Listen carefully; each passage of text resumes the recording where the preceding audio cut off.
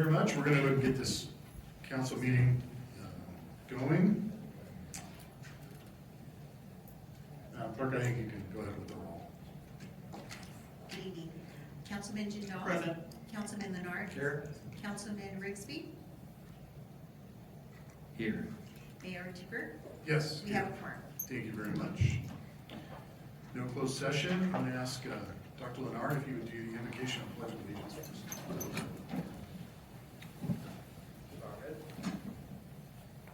Our kind and loving Heavenly Father, we thank you for your love for us, your continued watch care over us. We pray your blessing on us and your presence in this meeting that we might come to the correct decisions that are in the best interest of our city. I pledge allegiance to the flag of the United States of America and to the republic for which it stands, one nation, under God, indivisible, with liberty and justice for all.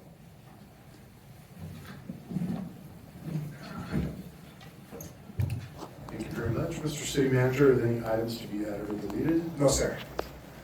Okay, this is the time for anyone in the public wishing to speak on a non-agendized item. And Dick, I'm not sure, were you here for a agendized item or something else? Something else. Okay, come on down.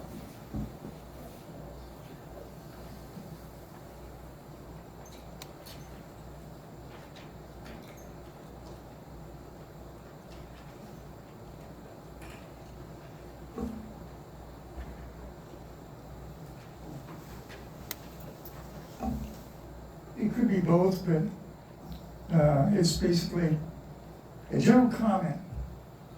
After being here for a while, hearing comments about what's going on with the state and a few other things, I'm getting worried. Communism is here. We're going the route right down the tube with this stuff. The state's telling us, you have to do this. No ifs, ands, or buts. They don't have to live with it. We do. And now we got the vote. You will do this. No ifs, ands, or buts. And sooner or later, they'll bring the bulldozer in. And it'll wipe us out. And I'm seeing quite a bit of stuff on TV, a little bit about where they're going, what's happening, and when you see if you saw Michael Flynn's program on Frontline, if that's our military, God help this country. The way he turns around and says, I was thinking this way, so when they were over in Iraq, Iran, well, somebody said, this guy killed somebody. Okay, go and kill him. And it wasn't by facts.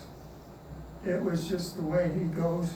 And then when you start to see him talking now on what's going on with elections and stuff, people are just getting sucked right down the tube. And I hate to say it, but I'm going to leave this country. I mean, leave it while it's good. Either that or we'll die from them. So I say, just go on record to say that I'm concerned. And I know your hands are tied. I'm not blaming you guys for anything. But those guys get to live in their mansions. And when it comes to us, it's poo-poo. And then that's it. So, I don't know. At least, hopefully some people will start to think logically and rationally and look into things. Don't just go with the flow. So, Thank you. Okay, and we'll look for you to speak on the next one too. So we'll move on to our scheduled items. Number one is a public hearing on our process to go to districts. We have Dr. Justin Levitt. Mr. Wood, good to see you again, sir. It's been, what, 2 weeks? That's the date. Thank you, Mayor Ducker, members of the council. I am here to present our fourth public hearing on the draft maps. There we go. This is our second hearing that's on the maps themselves. If you remember, 2 weeks ago, we had our first hearing where we talked about the 12 draft maps, including Diamond Cut for the public. As we said, the board narrowed down to 3 focus maps for today that we're going to be focusing on. All 12 maps that we received remain up on the website and are available for anyone to view. After adoption, hopefully tonight we'll make a selection of a map. Following that, we'll final approval of that on November 8th, and the first elections are in 2014. The districts will basically roll out over a period of 4 years. So with first elections in 2014, and then the rest 2024, sorry. God, I wish I was still 24, decade younger, but roll out to 2024 and 2026. In 2030, following the census, we can get the new numbers. We'll have to take a look at the numbers again and look and see if we need to redraw, and if so, what would that look like? Now, just to kind of remind us of what the factors we're considering tonight, you can think of these as criteria to evaluate the maps. Many of these came very handy in eliminating some of the maps for consideration. For example, equal population. That is what the Supreme Court has said that we must comply with in terms of the number of people per district. It has to be more or less the same. A total deviation of under 10% is required, and so the council at their last meeting eliminated all the maps that had greater than a 10% deviation. We also have to look at the Federal Voting Rights Act. While race cannot be the only factor or even the predominant factor behind the creation of a district, we do need to look out for protected class communities, and I believe that the maps we're looking at do so. In the middle column, we have our Fair Maps Act criteria. This is a 2019 law that laid out a rank-ordered list of criteria to consider. Contiguity is the first one, the principle that all parts of the district must touch. We also eliminated 2 maps because they were not contiguous at our last meeting. All the maps that we have remaining are contiguous, meet that standard. Neighborhoods and communities of interest is perhaps the part where we get into the most discussion. The law says that areas with socioeconomic and geographic similarities that need to be kept together for the purposes of their fair and effective representation. We did receive a comment over the last 2 weeks, and I just wanted to kind of emphasize this. One of the things on the communities of interest criterion is that it's for the purposes of fair and effective representation. If there is a community, and sometimes we do see this, particularly with colleges and universities, that don't benefit from being kept together in one single area, if only because that almost eliminates the population of people who are going to actually live in the area for at least 4 or 5 years. We've seen this in the past. We're having a district entirely on a university means that nobody can run, nobody's eligible to serve, or at least nobody is going to stay long enough to serve out a full term. And so that is one of the criteria. We need to look at this communities of interest criteria. Easily identifiable boundaries. To the extent possible, we need to follow major roads, natural features, and other boundaries that help voters understand where the lines are. And finally, compactness, which the law defines as not bypassing one group of people to get to a more distant group of people. These are rank order for a reason, so if keeping a community of interest together takes greater priority over compactness. Even if it has a little hook, if there's a reason for that, that's part of a neighborhood or community, we do that first. The law also prohibits consideration of partisanship. We should not favor or discriminate against a political party. And so for that reason, we don't have any partisanship as part of our process or evaluation. In the third column, these are other principles that courts and good government groups and interest groups have recognized as being valid to consider. I'll just say that they have to be considered after and only after we consider both the federal laws and the Fair Maps Act criteria in the middle. But for the purposes of evaluating between maps that we think do an equally good job, according to the first two columns, we can use factors like respecting the voters' choices, which is the principle that the voters of the city have elected a council, and that it should not be up to the stroke of a pen on the map to eliminate a particular council member, or future population growth. Within that 10% deviation, over and underpopulating accordingly to reflect where we think there might be more growth coming in the next 10 years.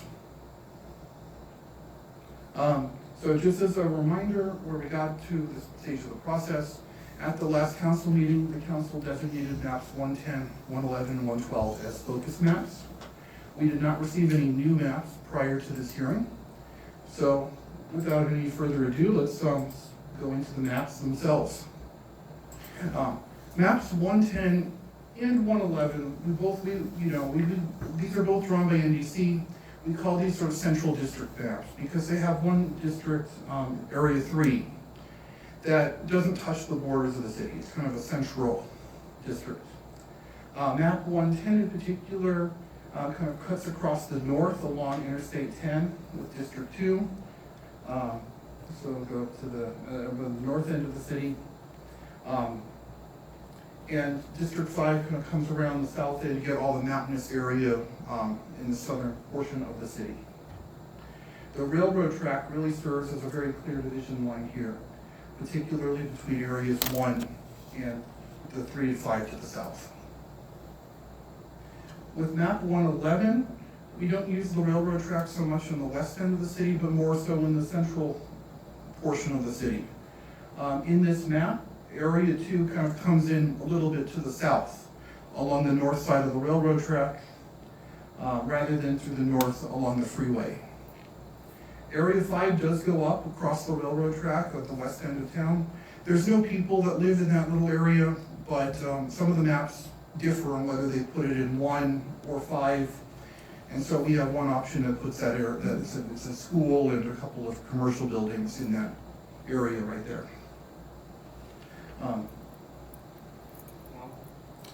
Map 112 is our third option. This one doesn't have so much of a central district as it has sort of uses that Mountain View Avenue as that division line between the 2 eastern districts and the 3 western districts. Like the previous map, we do have that district that kind of crosses the railroad track, puts the school and commercial facilities on the west end of the city in area 3, creating a very compact, almost rectangular District 1 in the north. And one of the things that was noted is that all 3 of these maps do divide some of the university facilities between at least 2 districts. And that's because a lot of our public maps that keep all that area together ended up creating an area that was entirely within either the university or student housing areas of the city. And it looks very demographically similar, and so that's really an easy thing to look at and say, oh, that makes sense, until we start to think about why that may not make the most sense because of this issue of who's going to actually run and stay within that community for more than 4 years. Are we open for discussion with Cal, or you want So I was just wrapping up the presentation with that. There was one more thing I wanted to talk about, a sequence of elections, which each district will be up in. The first thing I want to say about this is council has full power to designate the sequence of elections. So essentially, it will be up to you in your resolution or adoption ordinance to specify which district will be up in which year, as long as you keep the same number of seats currently would be electing in 2024 on the 2024 election cycle. So you have to put 3 on 2024 and 2 on 2026. If there is, what we've done is suggested this based on the current terms of current members. If, for example, in 112, we have 2 members who are on different election terms, the council would decide which term, which year. If this is put up on the earlier of the 2 terms, up in 2024, the council member has a term would continue to serve on the council for 2 years. Could, I'm saying not would, but could continue to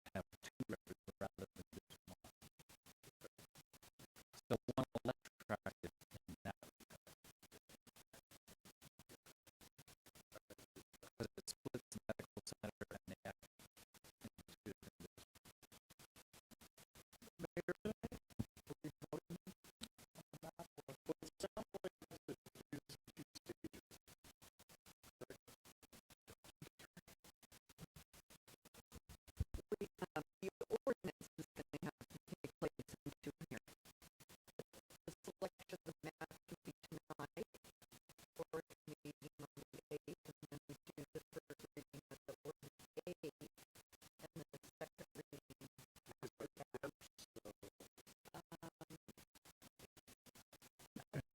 Let's just say we have all of December. So we could.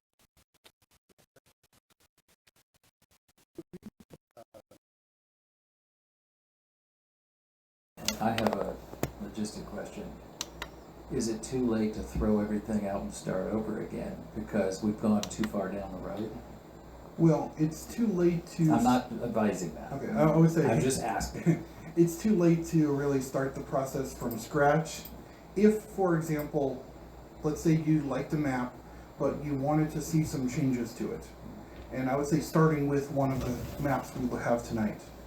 We could certainly bring changes back on the 8th that reflect what that's done tonight. And then you would select that map on the 8th and introduce it. That would still be within your time frame. Okay, and it doesn't require more public meetings or another series of No, public so meetings? tonight's our 4th public hearing. This will be fulfilling the minimum requirements. There's no maximum requirement. So realistically, we could take, like, say this one right here, and we could move geographic boundaries based on land, because there's a lot of, so for example, that northwest corner up there, we know that's all mostly university owned, we know it's gonna be vacant probably for the rest of our lifetimes. That all could be added to District 1, so the railroad tracks still Right, so, along, right? Because there's currently nobody that lives anywhere in that whole tan area right there. So that could actually be added to one. I'm not sure. So obviously population is an issue. Was geographic size something that was taken into consideration too? so geographic size is not one of the requirements that's mandatory. If it is something that the council cares about within the bounds of all the other requirements, that is something that, for example, in this map, if you said we like it, but we want to move that corner into District 1, we could do that and come back at the next with that kind of map. So we moving over that deviation of population. That's right. Or, well, we don't have any other issues with, but we would. And if we did, we would come back with the map and say, this is why it doesn't work. But I know that changed. There's no population there, so. And it's the same thing with all the South Hills too. We can even get some of the South Hills to District 3. At that point, I know those are very large blocks, and so some of the population on the south side of Beaumont and Huron and some of those streets may be in those blocks.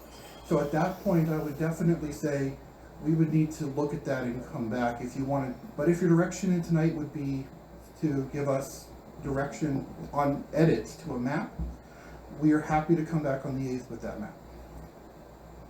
If I might clarify, the code says that the 2 additional hearings, which the first one was October 11th, are to be held over a period of no more than 45 days. So we do have an outside. So the first hearing was on October 11th. Right. But I mean, if they take this over, we don't do a first reading of the ordinance until November 8th. The 45 days, is that includes adopting the ordinance or just selecting the map? I thought it was just public hearings 3 and 4 have to be within 45 days of each other. Well, it says at least 2 additional ones over a period of no more than 45 days. So that excludes, so the third one can be after the 45 days? Well, my understanding, so public hearings 3 and 4 are the ones we held on the 11th and tonight. Right. And so this would be an additional public hearing 5. And that can go outside the 45 days? And that could be outside the 45 Okay. days, I Okay. think. That's always been how we've understood. Okay, all right, okay.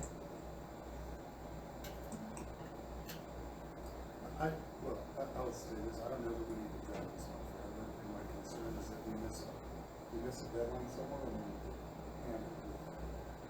For example, housing, where are we at with that?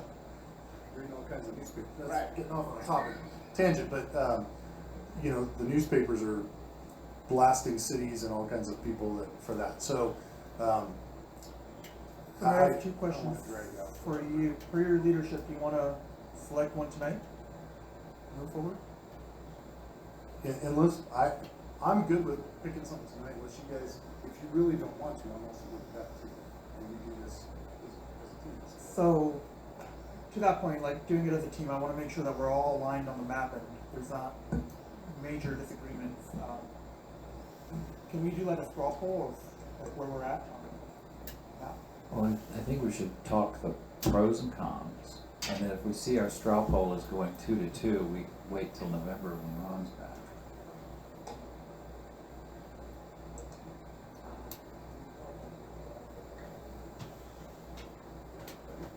It's the San Bernardino County. Yes. Well, if I, The borough council, this is a great thing. All borough questions Yes. will go to the District 5 council. yeah, and if I have to say that I walked all the streets, that's a lot of hills.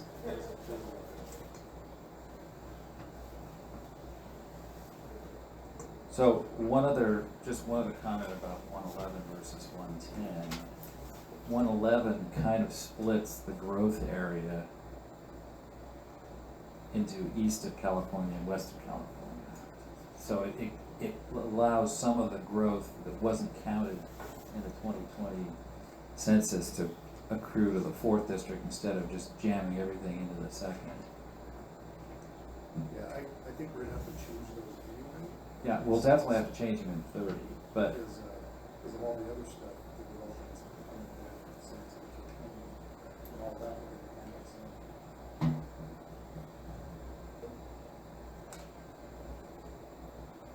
yeah, and that part could annex into 4 or 5, some of it. Because they're contiguous. Ron, not that matters because he's not here to look, Ron preferred 110. Like I said, I'm good either way. I do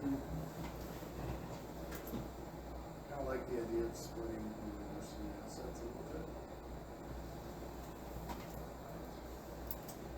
I think 110 and 111 are very similar because, you know, the difference in zone 1 is, you know, regarding the rectangularity of map 111 versus map 110. The only difference is the loops for them because the academy is not populated by. And it pulls in the north side of Redlands Boulevard on the west where there's a perennial candidate. And then there's the splitting of the university, and then there's the sharing of the, after the census growth, east of California Street. Those are basically the main differences. And it's not that big of a deal either way, but, you know, we just have to decide which of those factors matter. So adding one point to Dr. Rigsby, yeah, as a pro for 111 over 110. If we look at the racial population, number 4, I think had like the highest Asian American representation. And then some of the new areas that are being built, which is split between 2 and 4, kind of had that as well. So I think like 4 did a better job in 111 compared to 110 in representation.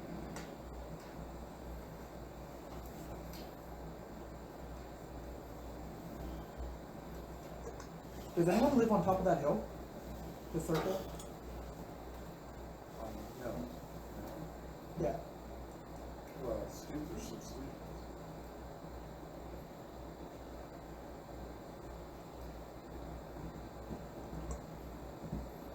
Yeah, the circle, it's not on the top, but it's, Women's dorm. the dormitories are located within that circle at the bottom part of it. And they're either in Yeah, they definitely they flip between the two districts on 110 and 111. So out of curiosity, I went to Claremont McKenna, which is in Claremont, big population of students. Is there ever any representation for students in So local government? Claremont intentionally divided the colleges between 3 separate districts because of this problem. They did look at a map that put all the colleges into one district and basically would have been entirely on the Claremont colleges. And they looked at the number of registered voters, and it was literally a tenth of every other district.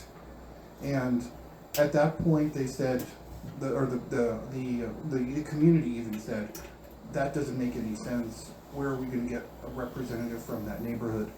And they make up a larger share of the city's population, with the 5 colleges, plus the graduate housing and all that.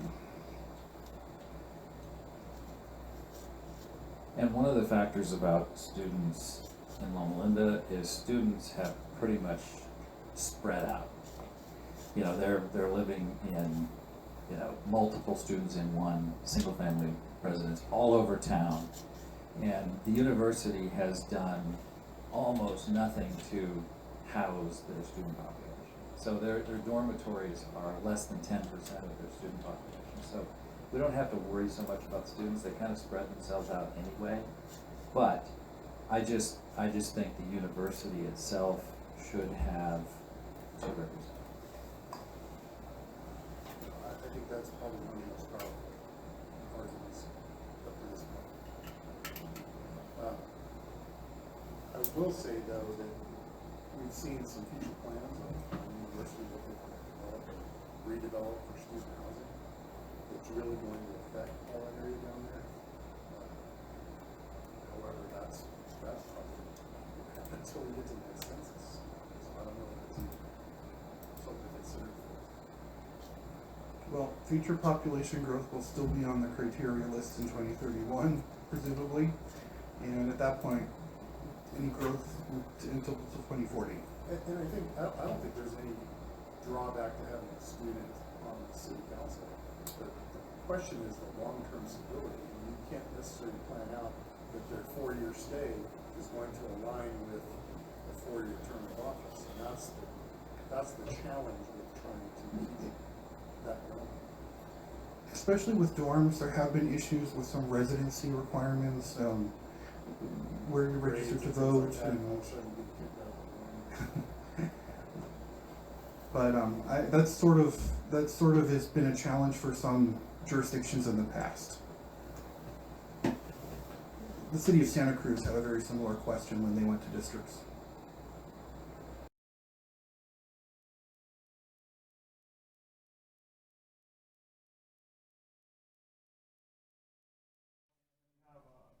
The mobile homes. Which I don't think the mobile homes are moving every. No, but you typically have an older population, so there again, if we had somebody who say was elected in their 80s, what's the, you know, are they gonna be able to complete a term? I don't know. Joe Biden, anyone? I wasn't even going there. We have any questions for 110, so we can talk about 111 budget. Or bonds about 110. Like I said, I liked it. I thought it flowed better in my head, the way my head views it. But clearly it kind of looks like you guys are wanting to go 111, so I don't have a serious enough objection to really stick into it. Mr. Mayor, why don't we go ahead and call the public hearing and continue your discussion during that? We were already open the public hearing. All right. Ovi, what do you think?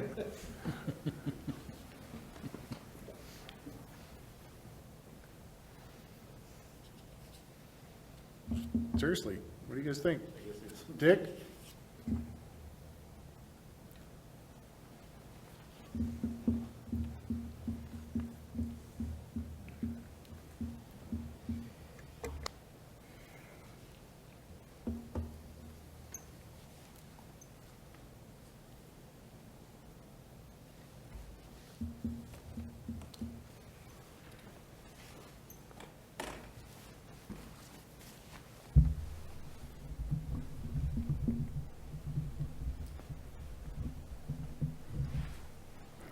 you got a mess.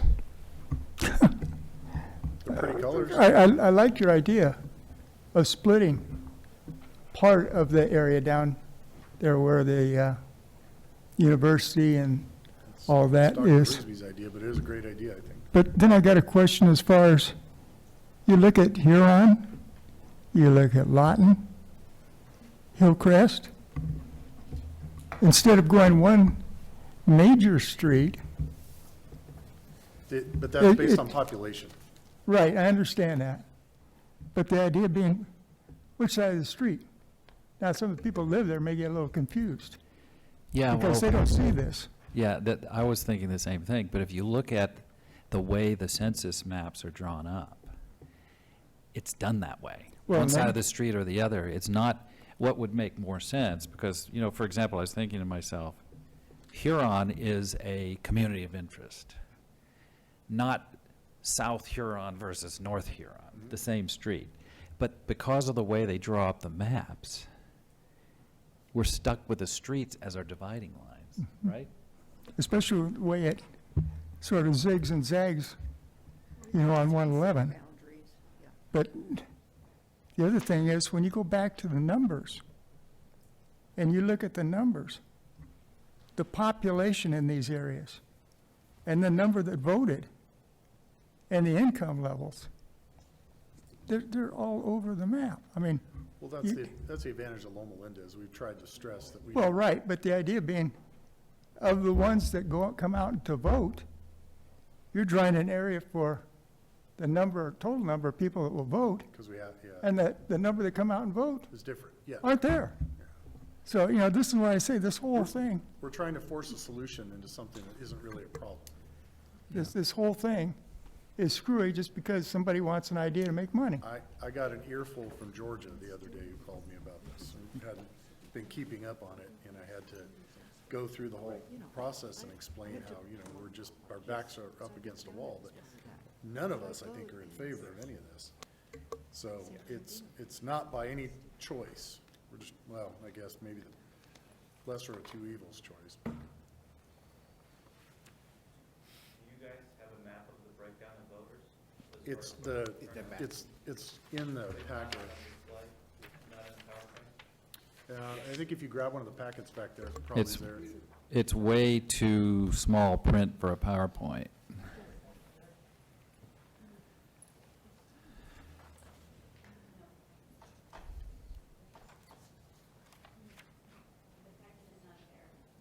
Oh, it's, here, you can have, here, oh, yeah, I've got it digitally. She's got one for him, I guess, yeah. No, you keep it.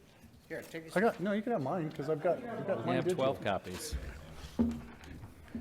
And just for the community, we have a copy of that spreadsheet with every map online.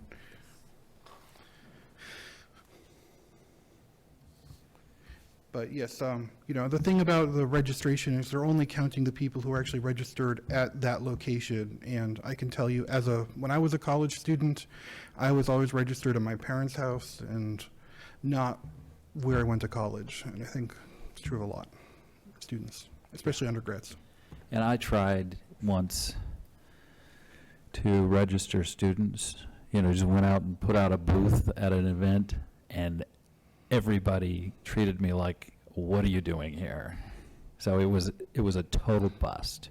So getting students to register is very difficult.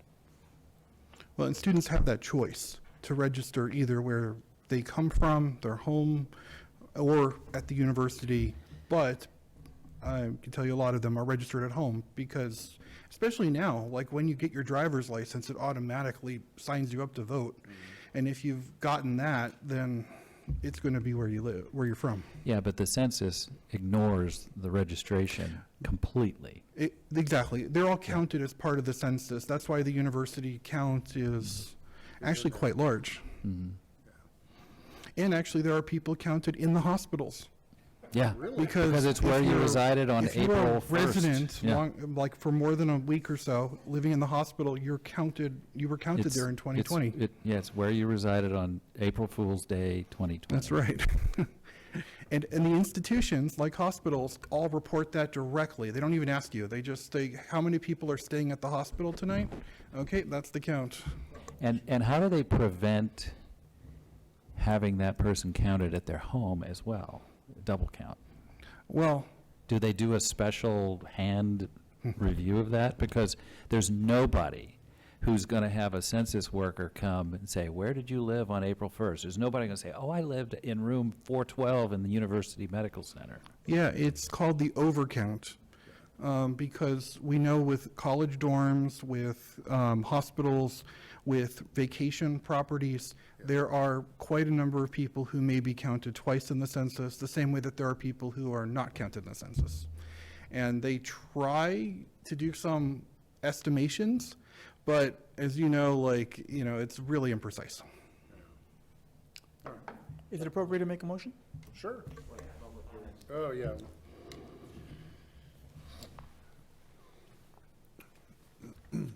Just from studying in the last 10 minutes, there's a couple of huge discrepancies here that's going to cause, I think, all sorts of issues. Number one, District 3 only has 15% home ownership. That is completely disproportional. In which map? On 111. Well, I'm sorry, I'm looking at 112.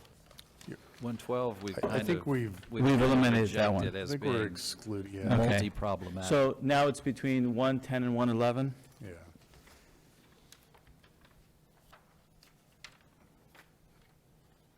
One of the other issues, at least for 111 that I see just off the bat, there's a huge difference in voter registration between District 1 and District 4. It's like night and day. So it's almost like, Yeah, but that kind of goes with the territory of a community of interest. The yeah, community of interest of District 1 naturally will have a low registration because that community of interest, that's their habit, right? well, Kinda Is it goes with lower the or is it territory. higher? For 111? I'm sorry? Yeah, 111.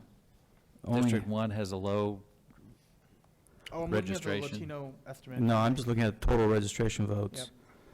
And there's a huge discrepancies in home ownership between District 1. It's almost like you're purposely segregating. You really want to keep all the people who live in apartments in one district and all the people, rather than having equal representation of But the that's- various interest groups. that's the point of a community of interest. That's the Yeah. point, Yeah, I just, on purpose. it seems Those aren't our counterintuitive. rules. They really aren't our rules. And Renters are a community of interest that's different from homeowners. But I would say that there's a big But proportion. I thought it was about a combination of race and all other factors as well. But remember, It's not just you have to prioritize. Well, So you- number one has to be money? population. No. You Yes, came by a law. little bit late where he talked about what the priorities are. No, I saw that part. You saw it? I just don't see that reflected in these charts. It's because all of these go together. Yeah. Well, can we look at 110 real quick? Oh, you control it? Oh, I'm sorry.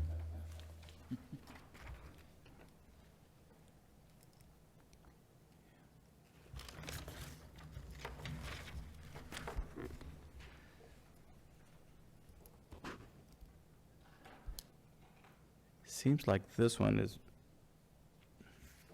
well, then it goes really cockeyed on District number 5 for homeownership, down to 18%. How is that possible? Sorry, can you repeat that? Am I looking at this correctly? District number 5 only has 18% homeowner ownership on Yeah, on this District map? 110 basically turns District 5 into a university district with student housing. And the north of Barton, the bulk of the north of Barton, south of railroad tracks is in District 5 in map 110. All of this is going to be renters or institutional housing. Yeah. And that's the bulk of the population. So you got, yeah, so you got everything, you got the south of Barton, and then you've got like the stuff over by the cemetery. You've got the mobile home park. Seems that population-wise, 110 looks better, but voter registration-wise, 111 seems.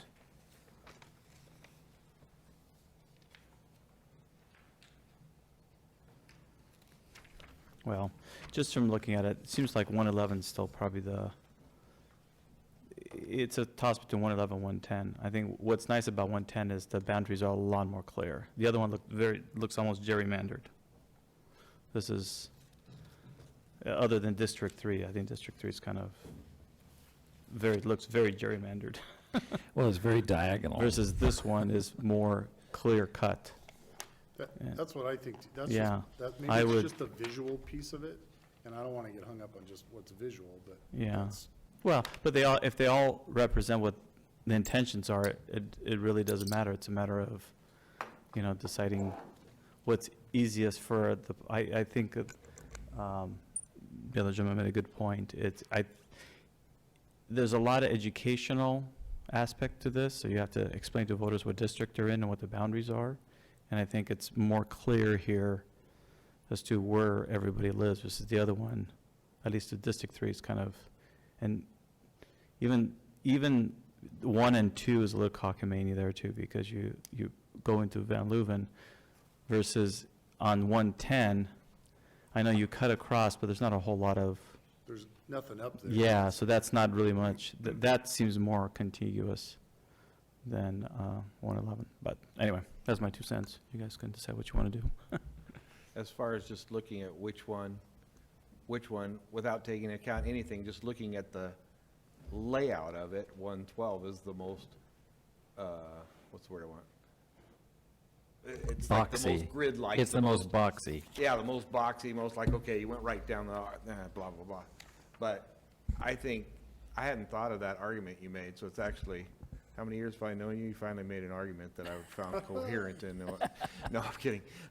But I hadn't actually thought about that. The thought about, it might be better to have more representation by splitting that up, so, that actually hadn't occurred to me. So thanks for bringing it up, because I think that is a key point. So go back to 11. Just the way it kind of splits the University. university into strike two kind of. Yeah. If we pick 111 right now and say we make that minor change, which I think there was some hesitation towards, of that Van Leuven Street, making that red, and then we figure out the population otherwise. No, the problem is, I think what's swapped, it's that little cut-in of population right there versus the other one, I think is the mobile home park. I think that's probably the swap most back and forth, and the apartment complex. Where are you talking? You're right. Over here. So the Monterey Pines on the east side of Mountain View is in that one. And then when you switch back to the other one, it goes away. So there is some population changes right there. but I Yeah. don't think we can split too much around do that. Yeah. I think we probably ought to just stick with 111 if that's what you guys think. Although, for the record, everybody here cares about the entire city all the way around. And Ovi, one of the things that we talked about at a couple of meetings ago was the fact that even from our consultant, NDC here, they were saying that initially they have not seen much of a change in councils where we do this like this, and we all come from the same background. But 2-3 generations, council election generations down the road, as people start getting elected to a specific district, that's when more of the competition and that's my district mindset starts to come in. So hopefully we maintain that overall collegial, we're all here for the entire city. You guys know what I mean. And just for my clarification, in order to be part of a district, you have to reside in the district. Yes. So back to my question. if we pick 111 right now and we want to make a minor change next time around, are we still able to do the minor change, or are we stuck with 111? I think we just have to be really careful. I don't know that there's much we could change without screwing with the numbers. So I'm not sure that we can make any of those changes. So if you select a map, I'm saying if you select a map tonight and you introduce the ordinance, then no, there could be no more changes to it. That's fixed.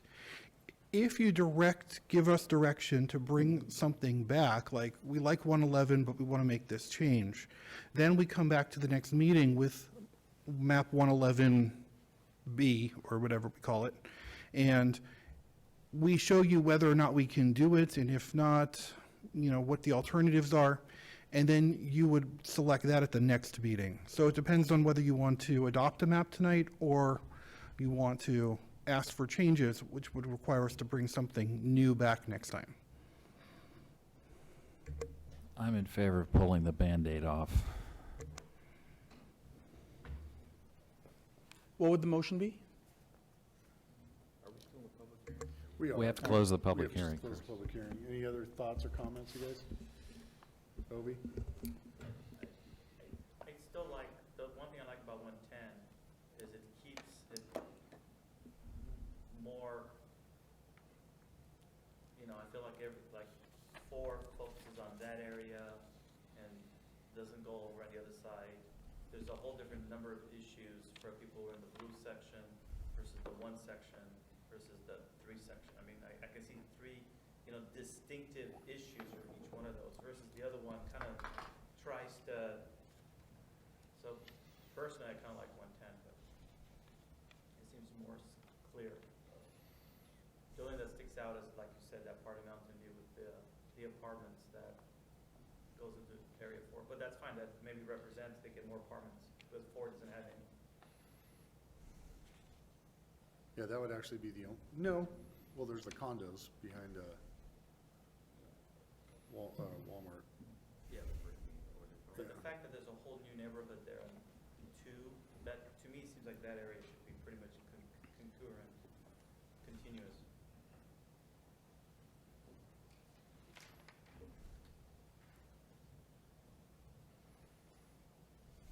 I think the big population that's east of California is not necessarily in those new homes that are there. I think it's in the apartment complex there on Barton Vineyards.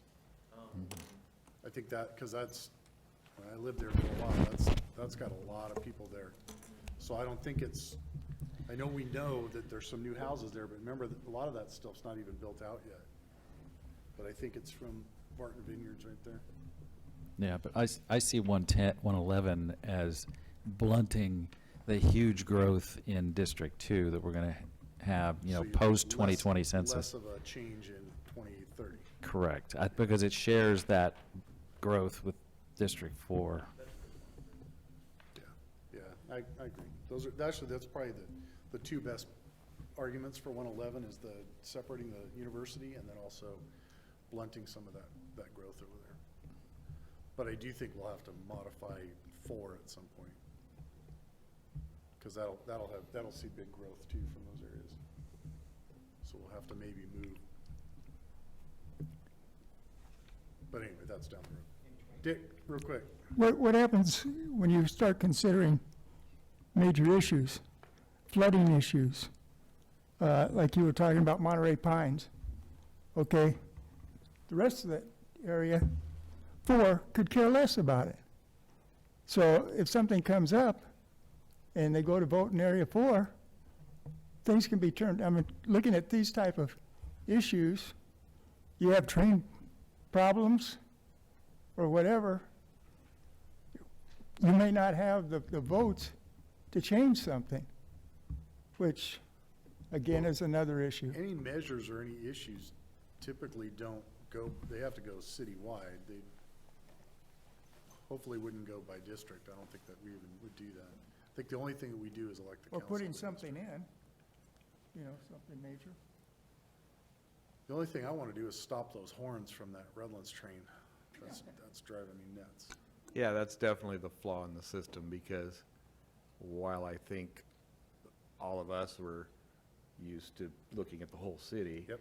a few years down the road, you Generations down could the road. clearly see how some 4 districts say, well, I want to build a park over there. Yeah, I think that's where, yeah, that's where I think the argument's. But that was the hand we were dealt. It definitely compartmentalizes NIMBYism to have districts.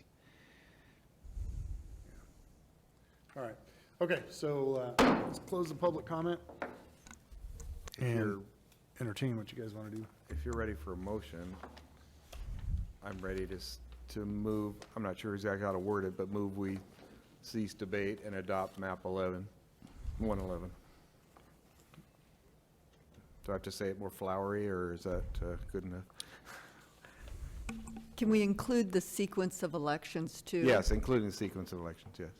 And I note, Justin, we don't have the sequence of election on the maps and the agenda, but They're on the slides they're and. on the slides, so we all understand that we would be adopting those sequences unless you make a change. So Yeah, the- so districts 1, 3, districts 1, 4, and 5 would be up in 24, and districts 2 and 3 would be up in 26. Yes. Yep, okay, so that's the motion. We have a second? I'll second it. Okay. Madam Clerk? Mr. Jindal, did you have any comment? I'm sorry. Yes, sir. The motion is to adopt map 111, district map 111, and to include the sequence of elections for District 1, 4, and 5, the election dates of 2024, and Districts 2 and 3 would, their sequence of elections would be 2026.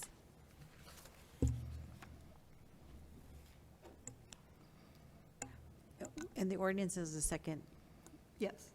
motion. Two parts. I have that correct? That's a motion, so I will take roll. Councilman Jindal? Yes. Councilman Leonard? Yes? Councilman Rigsby? Yes. Mayor Duper? Yes. The motion was passed unanimously. Okay, thank you. We'll see you guys in 2 weeks, right? Thank 2 you for weeks. all the work you put into this. This is a Well, we lot of still work have you guys to- did. Appreciate it. Right, we've got the ordinance still. We still have to do 1B, which is Council Bill O-2022-07. Introducing on first reading and setting second reading for November 8 to adopt So is all the- that wordage. Is that the motion? Yes. Okay. I'm moving the staff report recommendation for Council Bill O-2022-07. Okay. Second? Madam Clerk? Motion is to introduce on first reading and set second reading for November 8th, 2022 for Council Bill O-2022-07, an ordinance of the City Council of the City of Loma Linda, California, adding section 1.20.040 of the Loma Linda Municipal Code, establishing district boundaries and sequencing elections within those boundaries. Councilman Jindal? Yes. Councilman Leonard? Yes? Councilman Rigsby? Yes. Mayor Duper? Yes. Motion was approved unanimously. Okay, moving on to the consent calendar. I'll move it. Second. We have a first and a second. I just want to know who gets to drive the little ATV thing. Do council people get to drive it? It's coming with code 3 lights and everything. We might be able to make that happen. And I mean, not as a victim. We haven't We'll have to check. We haven't yet had a practice run on the tiller of the ladder truck, so, yeah. We set one up and it wasn't very well attended, but maybe we should do it. All right, Madam Clerk. I got to drive in the tiller. I did go. That was fun. Motion is to approve the consent calendar items as submitted. Councilman Jindal? Yes. Councilman Leonard? Yes. Councilman Rigsby? Yes. Mayor Duper? Yes. The consent calendar is approved. Thank you very much. Any old business, new business, reports of council members, reports of officers? Got two things. Oh, yep, hold on. Go ahead. Cool. Two things. So first, we had a SWAT meeting this time around. This quarter, there's 2 per year. Not much to report. There's some concerning bills that the California legislature is working on. I think all local cities were kind of concerned in the direction they were headed.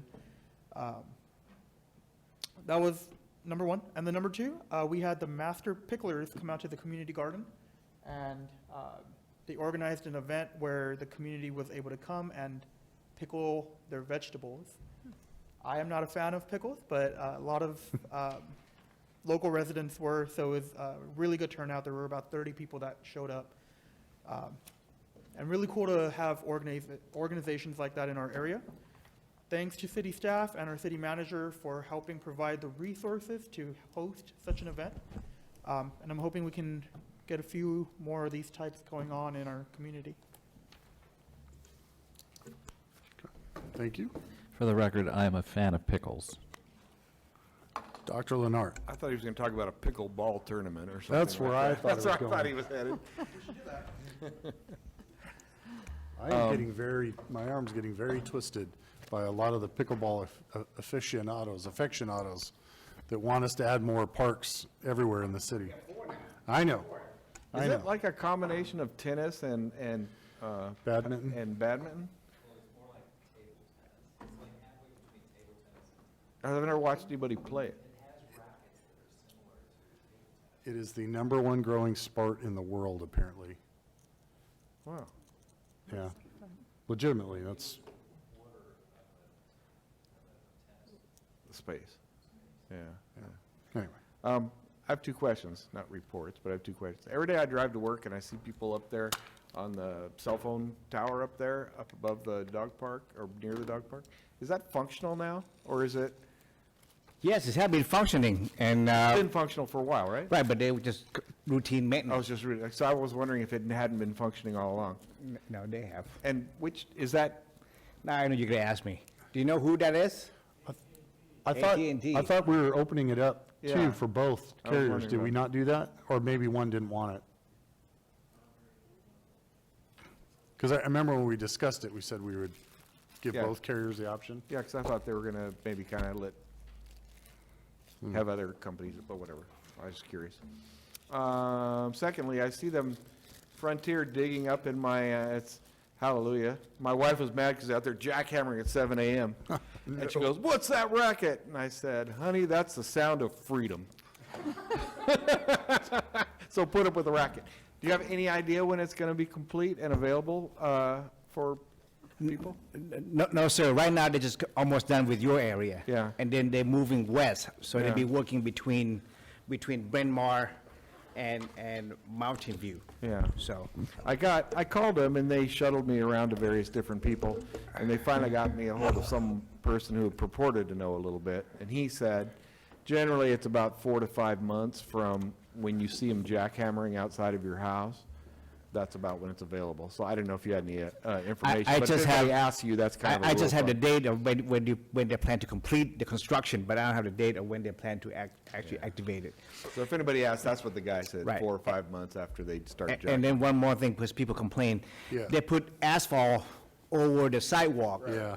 It's a temporary, okay? And they will come back and saw cut and remove the whole panel of the sidewalk. I got- People call me and say, Oh, hey, yeah. is that gonna be permanent? I said, I got emails Right. claiming I city answered. staff were inept and horribly dressed and tearing up the roadways. And I had to explain it had nothing to do with the city, so, yes. Are they actually putting the wires under, or is it just the one panel? How come, There's part of the city, like the western part of the city, I know people that have Frontier already because they have telephone poles. got it. And they already got the wires, but for this Yeah, side of the they city, put it underground. it's all underground. So what they've done so far is they jackhammered in the sidewalk and they put junction boxes all over. Right, and then there's more jack and board pipe, the conduit, underneath the sidewalk. Yeah, yeah. So they've done that, but they haven't, I don't, So will they pour the cement to fix the sidewalk, or do we don't have to do that? well, but they haven't So are they, once they get done with that, then are you gonna redo the streets then? Or are you just gonna patch it and plug it, or what's the plan? Well, use the area that we just paved right now, we just completed. Yeah. Between South of Lawton, Mountain View, and Poplar Street. Uh-huh. We waited until Frontier completed their Yeah. work. Okay. And the city finished all the replacement of the water main, the lateral, Yeah. and we paved the street. So we have been working with them Kind of do that in on the staggered way. scheduling, Okay, to good. make sure that they're not gonna come out and cut my brand new street, not mine, but the city. So I got a question on that one. You showed your cards there, man. We have been working with them. Oh, yeah. It's his. How come so Frontier came to my house, right, and they're just putting the wire like on top, there's nothing going underground? Could we have done that with our own internet? Could we have done that with our own fiber internet? We don't have the money, Got it. so. So why, okay, last question. So why is Frontier doing it underground there and then not underground, like in the north central neighborhood? That's their decision, but eventually they're probably gonna move north, so. No, it's because that area all has poles versus the original construction was all done underground for where he lives. So what is the, I'm sorry, but what is the, for our CCCP, that sounds like China's Communist Party, but our connected program, who uses it and how's it, and what's being used? Because people ask me, I go, I'm not sure who uses it. I'm But sure people- majority are commercial people, like the Okay. hospital, the VA, Okay. the commercial that use our fiber optic. Because we don't make any money out of residential because they can get, I shouldn't say this, a faster service from the other one. Spectrum. Not Frontier, Spectrum. So mostly it's being used by businesses and it's internet, basically internet access. Yes, is that correct, Sean? Yes, yes. Well, the city's using it Oh, yes, the city. for traffic light control, for, Water meters. Water. Oh, that's being used for that. Okay, Yes, good. Yes, all the water control, the traffic signal. and, All the water meters. and radio the meters and residential stuff. part is by ordinance. Since the mid-nineties, Yes. we've required all new residences to hook up to it. And whether they sign up for it or not, that's a different thing. But at least all of the new, everything has been built since 2000 for sure, has been required to hook up. Yeah. Pretty much. It's a lot of dark fiber too. Like they don't use the internet service, but they just rent the pipe going from one business to another. Hospital uses a lot of those as well. And we're not that I'm a super knowledgeable person, but I managed IT for the sheriff's department for quite a while. And our IT people there in the county were super, like, just floored about the level and quality of stuff that we have here. They would bring them over here on little tours, and they were just super impressed. And we're a level 3 service provider, which is like, I don't know, the IBM of the world. We're pretty wazoo. Yeah, I mean, level 3. I mean, we provide like directly to people's doors, but I mean, we're in the middle of trying to reboot it a little bit. It's just hard. It's a lot of money that gets tied up in it. I mean, the cheapest thing for us to do right now is like I'm in the process of replacing all the hardware. We just finished upgrading the bandwidth, so we're offering faster speeds now. We're working on a advertising campaign. This Thursday, we have a meeting with our consultant. Yes. So, Cool. and This year we budget the money for marketing for the first time, I think. yeah. And we have some new hardware on there as well. Yeah, like we were talking about, it's pretty much every house in the last 15 years has to have the LLCCP internet set up directly to their house. And yeah, so we've been trying to get on the new developments like Citrus Trails. We've been making a lot of moves there, but it's coming along. So right now, it's pretty much mandatory to have to use our water and sewer. And since we already have the outlet for the computer in the house is required, they might as well just have to come in and sign up. Unless they want to change, then they have to change, move to LLCCP, to Frontier or So is it, Spectrum. is it Frontier then that's putting the pipes along the streets? So it's just Frontier stuff that's going on there, it's not ours, like, you couldn't go ahead and take your service to my house through the Frontier pipe? No, unfortunately not. Is Frontier faster, slower, or equal to ours? They're faster, like they're definitely faster, but the difference is pretty much all internet service providers in this area, their upload speeds can't beat ours. So if people have like a security system, they have cameras, they're trying to like upload a lot of video footage, only ours can handle that because we do equal download to upload. So we are doing, we offer a budget package, which is $25.95 a month, and you get 50 download, 50 upload, and then we're doing $49.95 for 100 download, 100 upload, and then we're doing 150 download, 150 upload for $99.95 a month. And then also our customer service is a lot better because I'm running it. So, and Frontier's upload speed is a lot better than Spectrum, I understand. yeah, I believe so. Like they will allow you to have like the faster upload speeds, but you have to pay out the nose for it. That's the difference. We just offer it naturally. Once it comes online, that may be they may, Spectrum may modify their rates. Or you could get Starlink. Starlink, he's busy providing it to Ukraine. Starlink is a trickle provider. You don't have to connect to anything. So basically, the only people that can connect to the CCP then are the people who live in houses built since that certain time. And there's no plans or ability to put that to any of the rest of the city. Well, yeah, we pretty much have the fiber in the street. It's getting the fiber from the street into the houses, which that is the residents' property. Right. And yeah, that's something that we can't pay for.